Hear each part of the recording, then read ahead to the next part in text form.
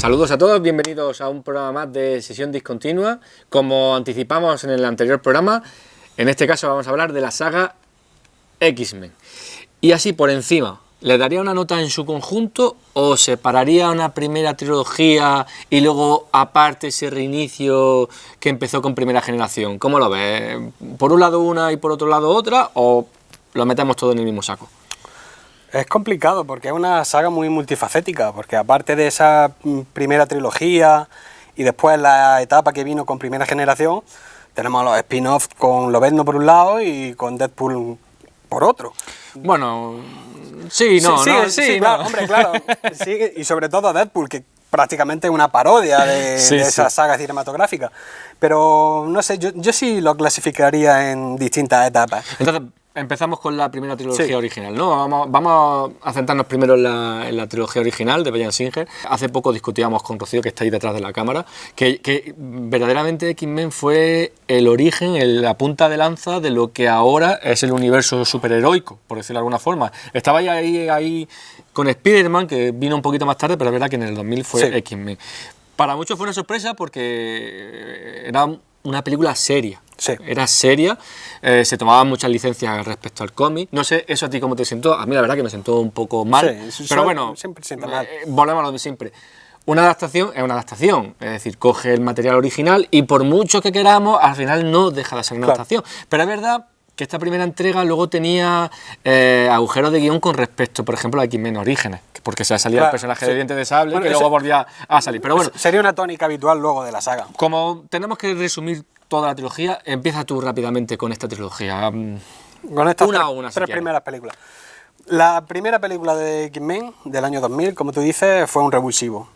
Porque no podemos decir que sería oficialmente el boom de esa fiebre que hay ahora de cine superheroico que adapta personajes de cómic al cine, porque realmente el boom, aunque de una manera más solapada, empezó con Blade. Porque Blade, también es verdad. La primera adaptación del personaje creado por Mark Wolfman, y encima era una película con la calificación R, que era una película para adultos, y fue un éxito bastante importante. Y ahí fue cuando Marvel empezó lo que podría decir su nueva etapa dorada a la hora de adaptar películas, aunque en aquella época Marvel no tenía el control total de las producciones, de hecho, que es de lo que hablaremos de Marvel hubo una crisis en la que tuvo que vender un montón de los derechos de sus personajes porque no tenía dinero, y de hecho vendió algunos de los más importantes, como Los Cuatro Fantásticos, Spider-Man, X-Men, Punisher, Ghost Rider. Pero bueno, la primera película de X-Men, que estaba producida por Richard Donner y su mujer, Lauren Schulders Donner, fue una película que se la tomaron desde una perspectiva más seria, y de hecho consiguieron contratar a un director que venía del cine independiente. Bryan Singer en aquella época había tenido muchísimo éxito con Sospechosos Habituales, acababa de adaptar un texto de Stephen King con Verano de Corrupción, que era Up Pupil, el título original de la película, y dio buen resultado. A partir de ahí ya Bryan Singer, luego ya hablaremos de todos los problemas, tanto profesionales como personales que tuvo, se metió en el mundo de las superproducciones, y a mí la primera película me gusta mucho, me gusta ese prólogo en el campo de concentración con el origen de Magneto, es genial. Muy bueno, la presentación de personajes, la elección de, por ejemplo, Patrick Stewart y Ian McKellen como Xavier y Magneto. Es como hablábamos un poco en el anterior programa de Michael Fassbender y James McAvoy, es decir, se basa en que tiene dos actores, ya por aquel entonces ya eran veteranos, de una calidad interpretativa muy alta, muy buena. Entonces ahí le añadíamos la nueva sorpresa, que era Hugh Jackman, que llegó de rebote, ojo, porque en principio el Lobezno original iba a ser Dougray Scott, que se lesionó grabando Misión Imposible 2, tuvo una lesión de pierna y eso le impidió ser Lobezno. Todavía lo tiene que estar lamentando. Seguramente. Y ahí se metió Hugh Jackman, que bueno, a partir de ahí ya es historia del cine y su historia. Claro, y de hecho Hugh Jackman, físicamente el Lobezno que interpreta Hugh Jackman no se parece al de los cómics. El de los cómics, en las representaciones más clásicas, es un hombre desgarbado, pequeño, que eso solo lo respetaron en las primeras películas. No sé cómo lo hicieron, si le pusieron alguna alza a los actores, pero eran más altos que Hugh Jackman. A partir de la segunda o tercera película ya se veía que le podía sacar una cabeza entera a Halle Berry, por ejemplo. Pero claro, lo hizo tan bien, se mimetizó tantísimo con el personaje, que es que luego, que una tradición que a veces se cumple en los cómics, muchos de las historias de Loverno en las viñetas tomó los rasgos de Hugh Jackman, porque es que se convirtió prácticamente en canon. Es verdad que tenemos, para mí, de esa primera trilogía, bueno, de la trilogía original, la segunda me parece muy oscura y me gustó mucho por la oscuridad y aparte por el villano. Sí. Porque tiene un villano increíble, es decir, no es un mutante, es un militar, Stryker. Pero está tan bien interpretado, sí.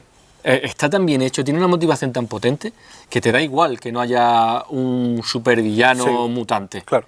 Y a mí me pareció genial esa segunda entrega, es decir, ya aparte ya veníamos del éxito previo, Hugh Jackman ya se había asentado y de repente Bryan Singer nos sorprende con una película todavía mejor que la primera. Sí. Bueno, de hecho es considerada la mejor película de la saga y además fue una declaración de principio solo ese prólogo en la Casa Blanca con Rondador Nocturno. Esa escena es impresionante, tiene una planificación maravillosa, utilizan la acción, la dosifican muy bien y luego, claro, lo que comentábamos, en la primera película Hugh Jackman había sido un bombazo. En esta película se centran en su origen y buscan cómo va recordando todos los hechos acaecidos en Arma X, que fue el proyecto en el que a él lo convirtieron le pusieron su esqueleto de adamantium y demás, y el personaje llegó a ser lo que a día de hoy es. Y es muy interesante lo que comentas de Stryker, porque X-Men 2 es una adaptación más o menos apócrifa de Dios ama y el hombre mata, que es una historia de las más clásicas también de X-Men en los cómics. Se toma sus licencias, como sucede siempre, como hemos comentado, pero Stryker tiene esos matices que lo convierten en un personaje muy humano. No hace falta ser un ser que venga de otra galaxia o con unos poderes tipo Thanos, que sabemos que también es un gran villano, que está muy bien perfilado, sino que un personaje humano, real, con sus debilidades, sus carencias y con sus claroscuros, puede ser de los mejores que pueden. Y de hecho el final que le dan a esa película es tremendo. Sí, es muy bueno. Es tremendo. Es verdad que de estas dos primeras entregas, creo que el personaje que más pierde es Pícara, ¿verdad? Porque la Pícara original era, vamos, tenía una potencia increíble, y aquí queda una película muy plana, ¿no? Que al final se va perdiendo, porque se supone que la película empieza con ella, pero ya a partir de la segunda entrega ella queda como muy relegada, supongo que al éxito evidentemente de Hugh Jackman, y prácticamente desaparece, y su giro en la tercera entrega ya ni hablamos, porque es de las que quiere conseguir la cura, por decirlo de alguna forma. Y bueno, ya saltamos a la tercera entrega, que la tercera entrega no la dirige Bryan Singer, la dirige Brett Ratner, que venía de haber hecho otras películas de acción, había tenido sobre todo un éxito muy grande con Hora Punta, con Jackie Chan, saga Hora Chris Punta, Rock. Y bueno, se encarga de dirigir una película que aunque la crítica destrozó, o medio destrozó, estaba bien, porque lo hablábamos antes, tenía escenas muy potentes, es decir, a lo mejor su conjunto no es tan buena como las de anteriores, pero sigue siendo muy digna, con escenas muy potentes. Bueno, pero ahí, en ese sentido, tú y yo somos minoría, porque en lo que es el grueso de los fans tienen en muy mala estima esa película, y yo pienso como tú, los personajes ya se habían presentado en las dos primeras películas, y en esta es acción y momentos para mí dramáticos muy potentes. Yo ya he comentado contigo esa escena de Xavier con Jean, en la que lo desintegra, me parece una escena con muchísima fuerza, con mucha potencia. El resto de los personajes secundarios están muy bien en ese pasaje, y claro, tenemos el problema de que Bryan Singer abandona como director la saga, sigue como productor ejecutivo, porque nunca... en ese momento se fue a grabar Superman Returns, que ahí salimos, vamos, como yo comentaba, tú y yo somos de los pocos fans que tiene la película, que la disfrutamos y la seguimos revisando, pero tanto los fans de X-Men como los de Superman salieron perjudicados, porque X-Men 3 no gustó mucho a los seguidores, y Superman Returns también fue bastante decepcionante en ese sentido. Perdimos todo. Sí, bueno, con Superman Returns podríamos hablar, porque que el máximo enemigo de Superman sea un bloque de hielo gigante en una película que se supone el regreso del superhéroe era un poco triste, pero bueno, eso sería... Estamos hablando algún día hablaremos de ella. De la saga de Marvel de 20. También en esa tercera entrega tenemos el personaje de Ángel, que también queda muy dibujado, ¿verdad? También para mí fue una de las decepciones de esa última entrega, porque creo que si ese personaje no hubiese estado tampoco hubiese cambiado mucho.